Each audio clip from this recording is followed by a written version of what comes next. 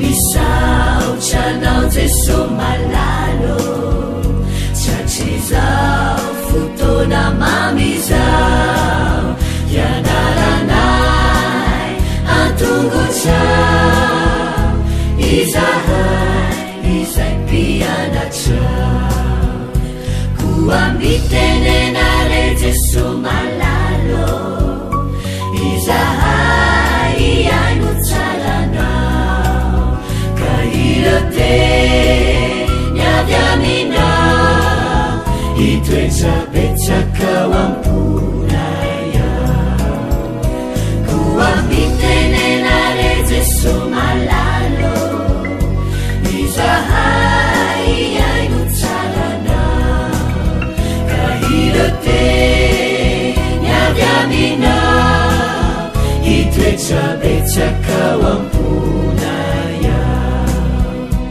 irate niavy aminao itoetrabetsakao amponaya.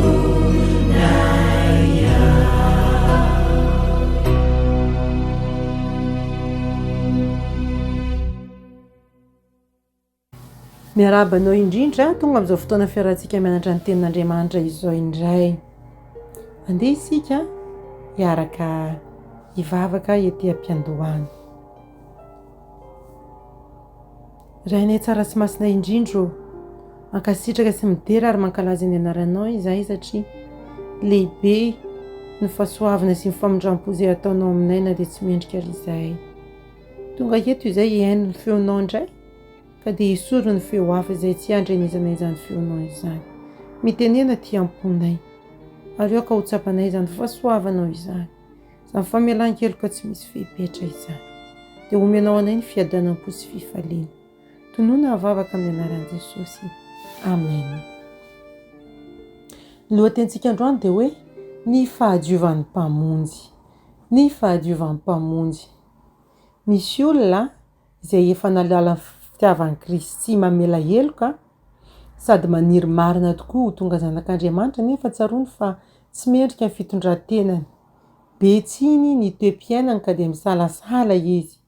Na efa naovazony fanahy masina ny fony na tsy. Amin'olona toy ireny dia hoy aho hoe aza miemotra ny famoiza-po.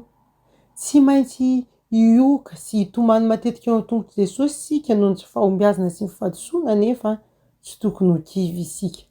Ary na dia hoe resiny devoly aza isika dia tsy ariana na afoy na lavin'Andriamanitra akory sanatria. Eo an-tanakavan'Andriamanitra Kristy manao fonana ho antsika. Ary raha mety manolotra ny tenanao azy ianao dia izay nanomboka ny asa tsara tao anatinao no hampandroso izany asa tsara izany amin'ny andron'i Jesosy Kristy. Mivavaha amin'ny kafanampo kokoa ary ao ka ho be finoana kokoa. Rehefa tonga tsy mahatokony herin'ny tenantsika isika dia ao ka tokony herin'ny mpanafitra antsika ary dia hidera azy dia izy izay azontsika hianteherana.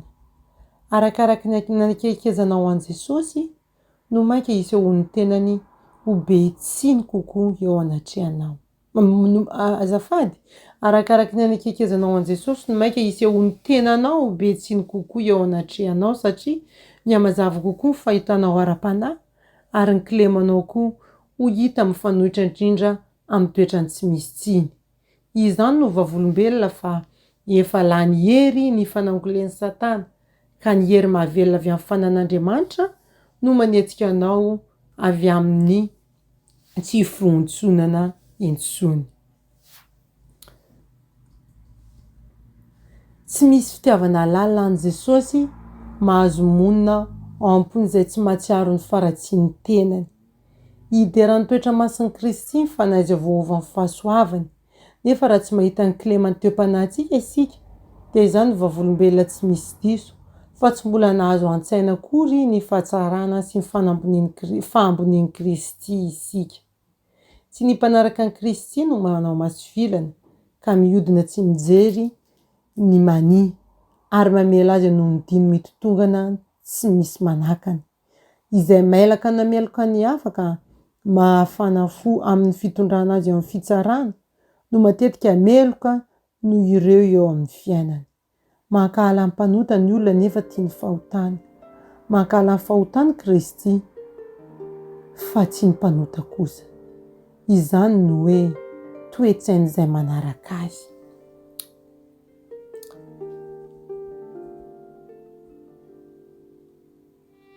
Inona fampiarana tsy maintsy ataontsika mahakasika ny leson'androany eo amin'ny toeram-piasana, eo amin'ny fiarahamonina, eo amin'ny fiangonana, ary avereny dinina ilay andininy safidinao atao tsenjery tamin'ity herinandro ity, dia ahoana ny ampiaranao an'izany amin'ny fiainana. Mahafinaritra tokoa ny lesonantsika androany, fa raha fitinina ilay izao ny herin'i Jesosy dia omeny antsika rehefa manaiky.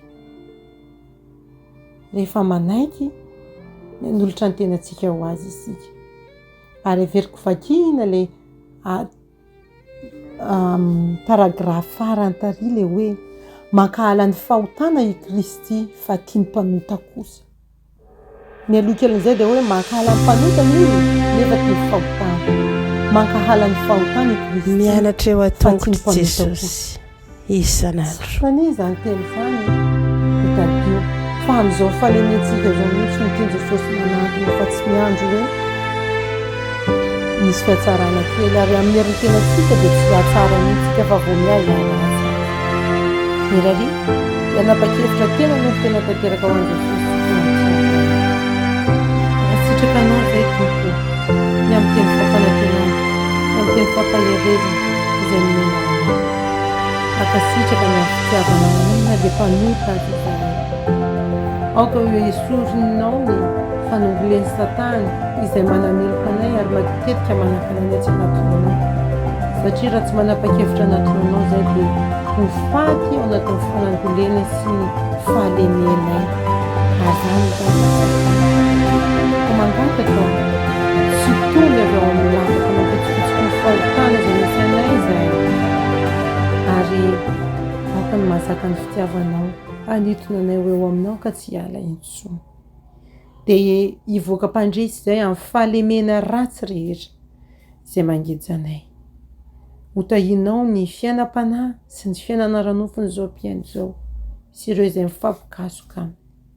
Dia tonoina ny vavaka amin'ny anaran'i Jesosy irery ihany. Amen. Mirary soa indrindra ho anao ary ny fiadanan'ny Tompo anie tsy hasaraka fa omba ny fiainanao sy ny ankohonanao rehetra. Veloma tompoko.